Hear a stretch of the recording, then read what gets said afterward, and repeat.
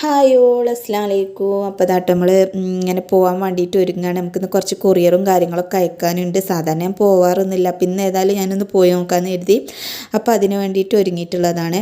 ഇപ്പോൾ ഞാൻ നിങ്ങൾക്ക് കാണിച്ചുകൊണ്ടിരിക്കുന്നത് നമ്മൾ ഓൺലൈനായിട്ട് സെയിൽ ചെയ്തുകൊണ്ടിരിക്കുന്ന നമ്മളെ ബീട്രൂട്ട് ലിപ് ബാമാണ് കേട്ടോ. നമ്മൾ ബീട്രൂട്ട് ലിപ് ബാം മാത്രമല്ല, നമുക്ക് വാട്ടർമെലൻ്റെത്, സ്ട്രോബെറി, അങ്ങനെ ഒരുപാട് ലിപ് ബാമുകളും കാര്യങ്ങളൊക്കെ നമ്മൾ ഓൺലൈനായിട്ട് ബ്യൂട്ടി പ്രോഡക്റ്റ് നമ്മൾ സെയിൽ ചെയ്യുന്നുണ്ട്. അപ്പോൾ ആവശ്യക്കാരുണ്ടെന്നുണ്ടെങ്കിൽ നമ്മൾ താഴെ നമ്പർ കൊടുക്കുന്നതായിരിക്കും. നമ്മൾ അതിലേക്ക് വാട്സപ്പ് മെസ്സേജ് അയച്ചാൽ നമ്മൾ ഫുൾ ഡീറ്റെയിൽസ് ആയിട്ട് നമുക്ക് പറഞ്ഞു തരുന്നതായിരിക്കും കേട്ടോ. പിന്നെ ഏതാക്കണേ നമ്മൾ ഒരുക്കങ്ങളൊക്കെ കഴിഞ്ഞ് നമ്മൾ ഇറങ്ങുകയാണ്. കഴിഞ്ഞ ദിവസം ഞാൻ നമ്മളെ യൂട്യൂബിൽ ഇങ്ങനെ കണ്ടുകൊണ്ടിരുന്നപ്പോൾ തനി മലയാളി എന്ന് പറയുന്ന ഒരു വ്ളോഗർ ഉണ്ട്. ആളുടെ വ്ളോഗിൽ ഞാൻ കണ്ടിരുന്നു. നിങ്ങളൊക്കെ കാണുന്നതിനായിരിക്കും, ഞാനും കണ്ടു.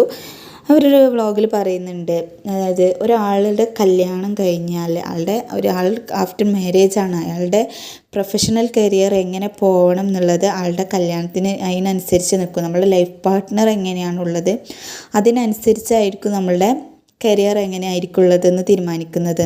ശരിയാണ് കേട്ടോ, 100% ശരിയാണ്.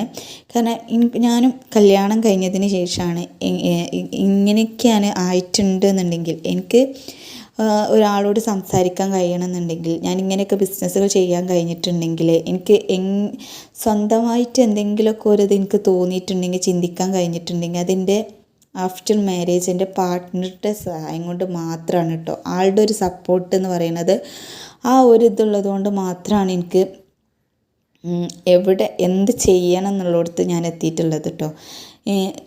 +2 കഴിഞ്ഞ ഉടനെ തന്നെയായിരുന്നു മാരേജ് ഉണ്ടായിരുന്നത്. ആണെങ്കിൽ ഒന്നിനും വിടാതെ എന്നെ വീട്ടിൽ തളച്ചിടാൻ നല്ല എളുപ്പമായിരുന്നു. പക്ഷേ ഒരു ഇതിലും എന്നെ നിർത്തിയിട്ടില്ല. എല്ലാത്തിനും എന്താണോ എൻ്റെ ഇഷ്ടം അതിനനുസരിച്ച് ആളെന്ത് ചെയ്തു, എന്താണോ എനിക്കിഷ്ടം അത് നീ ചെയ്തോ എന്നുള്ള ആ ഒരു മൈൻഡായിരുന്നു കേട്ടോ. അപ്പോൾ ഏതായാലും നമുക്ക് അതിനെപ്പറ്റിയൊക്കെ നമുക്ക് ഇനിയൊരു വീഡിയോയിൽ ഇൻഷാ അല്ലാഹ് നമുക്ക് ഡീറ്റെയിൽ ആയിട്ട് പറയാം. അപ്പോൾ നമ്മൾ മമ്പാട് DTDCയിലാണ് നമ്മൾ എത്തിയിട്ടുള്ളത്.